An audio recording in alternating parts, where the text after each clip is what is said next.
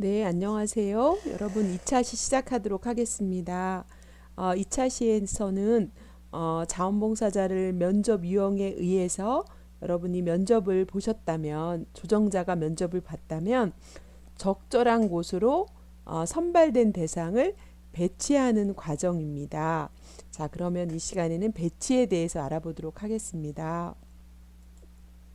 자, 자원봉사자 배치인데요. 배치라는 것이 무슨 의미인지 정의를 알아보도록 하겠습니다. 지금까지 면접한 그런 자원봉사자가 선발되었다면 배치는 이 면접을 통해서 파악된 정보를 근거로 수요처나 자원봉사 센터의 구체적인 자원봉사 활동 분야와 조화롭게 연결하는 과정이라고 할 수가 있습니다. 면접 본 그 자원봉사자와 수요처 또는 자원봉사 센터와 연결하는 과정이 이제 배치죠.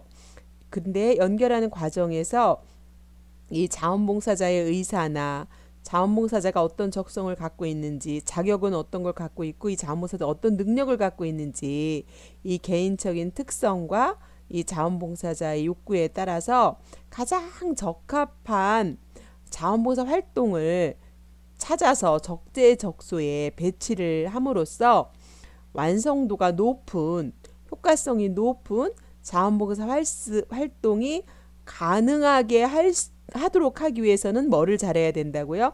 배치를 잘해야 된다는 거죠. 그래서 이런 배치가 참 중요합니다. 그래서 이 배치를 하기 위해서는 면접을 통해서 그 사람이 어떤 사람인지, 어떤 자격과 능력과 어떤 적성을 갖고 있는지 이런 걸 잘 면접해서 배치하고, 또 이분을 어디에다 어느 곳에다 배치하는 것이 가장 적절한지를 관련된 기관들을 잘 매칭해주는 역할이 필요하다라고 할 수 있습니다. 그런데 신규 자원봉사, 경험이 없는 자원봉사를 배치할 때는 가능하면 기존에 활동하고 있는 자원봉사자와 함께 자리를 만들어서 2인 1조라든가 이렇게 자리를 만들어줘서 공감대를 형성할 수 있는 기회를 만들어주고, 또 활동에 대한 다양한 정보도 얻을 수 있도록 해주면 훨씬 쉽습니다. 저도 어디 실습을 나갈 때도 가능하면 2인 1조라든가 아니면 뭐 4인이 한 팀을 이뤄서 간다든가 그러면 실습을 할 때도 훨씬 더 활력 있게 하게 되는 것 같습니다. 이렇게 배치를 잘 해야 되는데, 적합한 배치가 잘못되면 기관으로부터 보호를 받아야 될 자원봉사자가 되게 심적 고통을 받고, 또 앞으로 자원봉사에 대한 부정적인 인식을 갖게 돼서 사기가 저하되고, 앞으로 이렇게 서비스를, 오히려 건강한 서비스를 제공해야 되는데 그렇지 못하게 되는, 그리고 기관에 대한 부정적인 사고로 평판이 나빠지게 되는 그런 부분들도 간혹 있었습니다. 그래서 여러분이 앞으로 자원봉사 조정자의 업무를 혹시 사회복지사로서 하게 되신다면 자원봉사자들을 적재적소에 배치하고, 신규와 또 경력직 자원봉사자를 팀을 이루어서 서로서로가 잘 끌어주고 성장하고, 또 다른 신규가 오면 성장해서 또한 이렇게 자원봉사를 할 수 있도록 리더자의 역할을 해주고, 이렇게 이들을 성장시키는 그런 역할이 조정자의 역할이기 때문에 조정자의 역할이 얼마나 중요한가라고 하는 부분들을 다시 한번 이해하셨으면 좋겠습니다. 이렇게 배치가 중요한데, 배치를 할 때 고려할 사항 몇 가지가 있습니다. 한번 몇 가지를 알아보면, 자원봉사 수요 기간의 조건으로 자원봉사자를 필요로 하는 기관에서 요구하는 업무 내용과 조건은 무엇인지, 그리고 기관에 대한 기본적인 이해를 할 수 있도록 해야 되고요.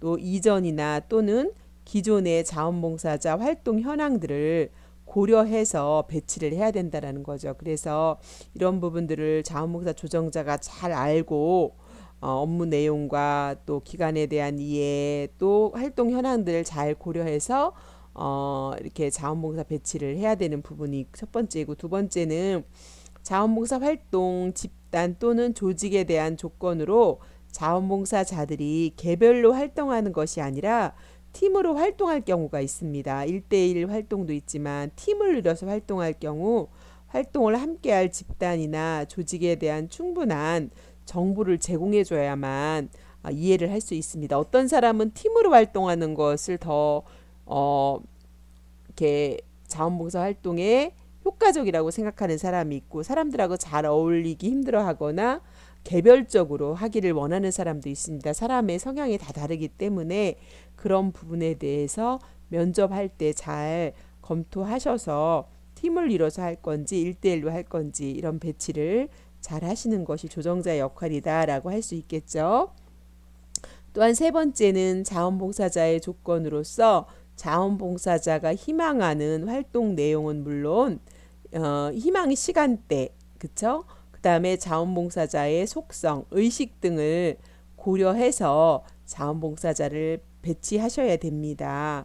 그래서 자원봉사자가 면접할 때 이런 것들에 대한 구체적인 내용을 잘 고려해서 면접을 통해서 파악된 정보를 가지고 적절한 시간대에 자원봉사자의 그 어떤 속성과 의식을 고려해서 갈등과 사람과 사람 사이에는 아무리 가까운 사이라 할지라도 뭐 하나가 틀어지면 되게 갈등이 생길 수가 있어요. 사람이라는 관계가 그렇잖아요. 그래서 특히 저는 너무 많은 기관들을 봤는데 자원봉사가 들어와서 이게 관계가 갈등이 생기고 그래가지고 기관이 막 이렇게 혼란스럽고 막 직원들이 막 이렇게 분열이 생기고 내부에 대한 이런 여러 가지가 밖으로 나가서 뭐 신고 고발되고 이런 사건들도 좀 많이 있는 것 같습니다. 그래서 우리가 사람과 사람 사이에서는 적절한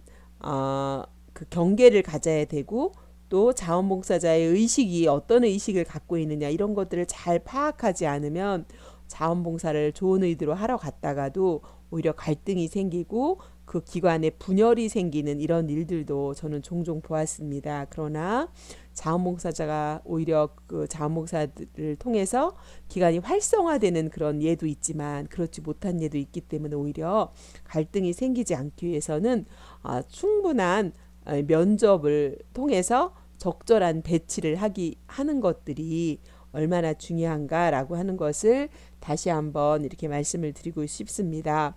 자, 그러면 자원봉사자 배치 과정에 대해서 알아보겠는데요. 이 배치 과정이라고 하는 것은 자원봉사자가 처음 활동을 시작하기 전에 한 번만 실시하는 것이 아니라 활동을 하면서 자원봉사자와 활동기관의 욕구에 따라서 활동 분야가 조정이 될 수 있잖아요. 그런데 이러한 재배치 과정을 통은 활동의 지속성과 만족도를 높이기 위해서 되게 필요합니다. 그래서 이렇게 배치를 했다가 또는 필요할 경우는 재배치도 할 수 있다는 얘기죠.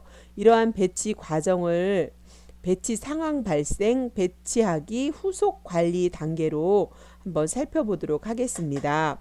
자, 첫 번째 자원봉사 배치 과정에서 배치 상황 발생에 대해서 한번 제가 말씀드려 보겠습니다. 예를 들면 봉사자로 등록을 했는데 적절한 봉사 활동처를 찾지 못하거나 결정하지 못할 경우에는 활동 대기 봉사자로 분류할 수가 있습니다. 그래서 희망활동 분야나 활동 가능 일시 등의 기초 정보를 상시 열람할 수 있도록 목록화하고 활동처에서 봉사자 요청이 있을 경우 쉽게 정보를 찾을 수 있게 하고 그 자원봉사자에게 맞는 적당한 활동이 있을 때 자원봉사 조정자가 연락하도록 하는 것이 중요합니다. 그래서 배치 상황이 이렇게 발생했을 때 당황하지 말고 대기자로 분류하고 또 활동 분야나 일시대의 기초 정보를 본인 스스로가 열람하고 적절하게 매칭이 됐을 때 이렇게 참여할 수 있도록 배치할 수 있도록 그렇게 하시면 된다라고 하는 부분입니다.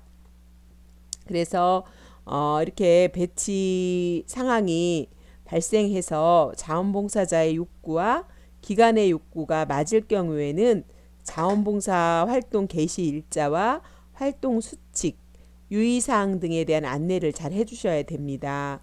그리고 자원봉사자의 욕구와 기관의 욕구가 맞지 않을 경우에는 어떻게 해야 돼요? 정중하게 또는 적절한 활동이 없음에 대해서 정중하게 양해를 구하거나 다른 활동에 대해서 제안을 해보는, 그래서 배치 상황이 그때그때 또 달라질 수도 있기 때문에 당황하지 말고 그런 역할을 하시면 될 것 같습니다. 자, 이렇게 서로의 욕구가 맞을 경우에는 이제 봉사를 배치를 하면 됩니다. 배치하기인데요. 초기 자원봉사자는 개인보다는 2명 또는 3명씩 짝을 지어서 배치하면 연대감이 높아진다고 했잖아요. 그래서 연대감이 높아지면 자동적으로 재미가 있겠죠. 재미가 있다 보면 자원봉사를 지속적으로 하게 됩니다.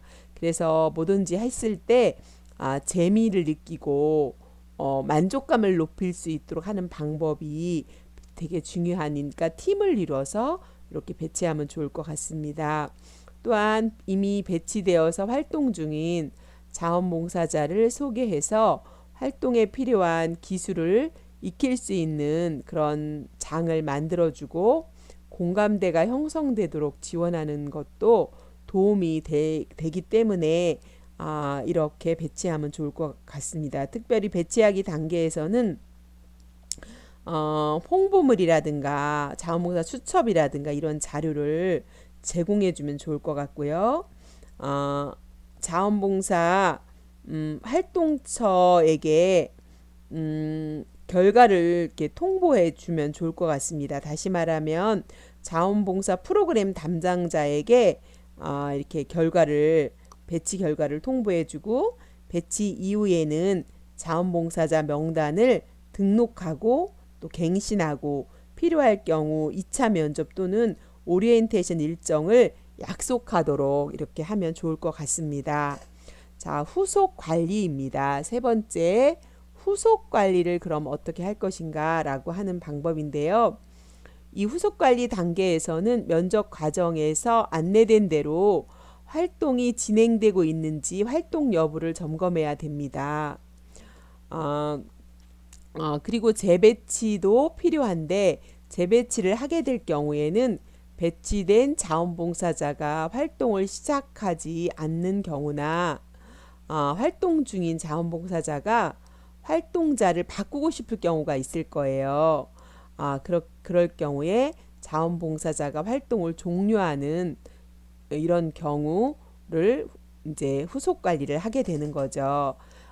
재배치를 하게 될 경우가 있다고 했잖아요. 재배치의 방법을 몇 가지 말씀드리면 재배치 방법으로는 재교육 훈련을 시켜야 돼요. 문제점이 뭔지를 명백히 하기 위해서는 현재 배치되어 있는 직무를 검토하고 문제의 초점을 정확히 알기 위해서 재교육 훈련을 해야 되고요. 또 환경을 개선해 줘야 되겠죠. 예를 들면 재배치를 하는 경우에는 활동 기관과의 갈등이 있다든가 동료 자원봉사자와의 갈등이 있다든가 근본적인 원인을 찾기 위한 이런 방법으로 환경을 개선해 주는 것이 되게 좋습니다. 제가 재작년에 군부대에서 저한테 부적응 군인들이 면담해 달라고 해서 저희 기관으로 이렇게 보냈던 경우가 있습니다. 특별히 이제 이 부적응한 군인들 같은 경우는 환경에 적응을 하지 못하면 탈영하는 거 있잖아요. 그런 것들 때문에 되게 긴장을 하고 부적은 사병들을 관리를 했었습니다. 그런데 이들이 이렇게 그 배치를 받아서 그 기관에서 적응을 못하는 그런 경우에는 이렇게 면담을 통해서 어떤 갈등이 있는지 또 직속 상관과 또는 환경과 어떤 갈등이 있는지 잘 파악해서 그를 재배치해 주는 일들을 저는 많이 했던 것 같습니다. 그래서 이는 이러이런 부분에서 지금 여기서는 견뎌내기가 어렵고 그래서 좀 이렇게 재배치를 해줄 필요성이 있다. 그것들을 이제 환경의 문제인지 인간관계 갈등의 문제인지 또 이런 것들 심리 검사도 해주고 하면서 그를 잘 이렇게 분석해서 리포트를 작성해서 이 사람을 어떻게 해줄 때 군 생활을 잘 마무리하고 이렇게 이 사람이 좀 효과적으로 이제 군 생활을 잘 할 수 있을지 이런 것들을 제가 환경 개선 이런 것들에 대해서 포커스를 가지고 했던 경험이 있는데 이들이 이렇게 환경을 바꿔주면 상당히 많은 부분에서 달라지는 것들을 저는 많이 경험했거든요. 그래서 이제 제가 경험했던 예를 말씀을 드리지만 자원봉사자들도 사람과 사람 사이에는 항상 갈등이 있을 수 있고 동료 간에 기관과 자원봉사자 간에 이런 것들이 있을 때는 재배치를 하는 것들이 되게 중요하다라는 것을 제가 다시 한번 말씀을 드리고 싶었습니다. 자, 재배치 방법으로 또 배치 전환이라는 게 있습니다. 업무의 내용이나 활동 기관을 변경하는 방법. 네. 이때는 직무의 내용, 직무 간의 공통성과 연관성을 고려하여서 자원봉사자가 납득할 수 있도록 해야 됩니다. 아울러 배치 전환으로 다른 사람에게 미치게 될 영향도 충분히 고려하여 실시하는 것이 중요하다라고 볼 수가 있습니다. 또 활동을 중단하는 방법이 있습니다. 재배치의 방법으로. 여러분 교과서 279페이지를 참고하면서 보셔도 좋을 것 같습니다. 활동의 중단은 자원봉사 활동 전에 업무 설명서나 자원봉사 활동 규칙 등에서 자원봉사자와 공유된 활동 중단 사유에 해당될 때 이렇게 활동을 중단할 수도 있습니다. 뭐 비밀 보장의 원칙을 지키지 않았던가 누구에게 해를 끼쳤다든가 뭐 이럴 경우에는 특별한 이렇게 지속적으로 자원봉사 할 수 없는 그런 상황들이 있을 때는 그 내부 규정에 있으실 거예요. 자원봉사 센터에. 그럴 때는 활동을 중단하는 것을 하시는 것도 좋은 부분이라고 생각을 합니다. 여러분 그러면 2차 시는 여기까지 하도록 하고요. 3차 시에 또 뵙도록 하겠습니다. 감사합니다.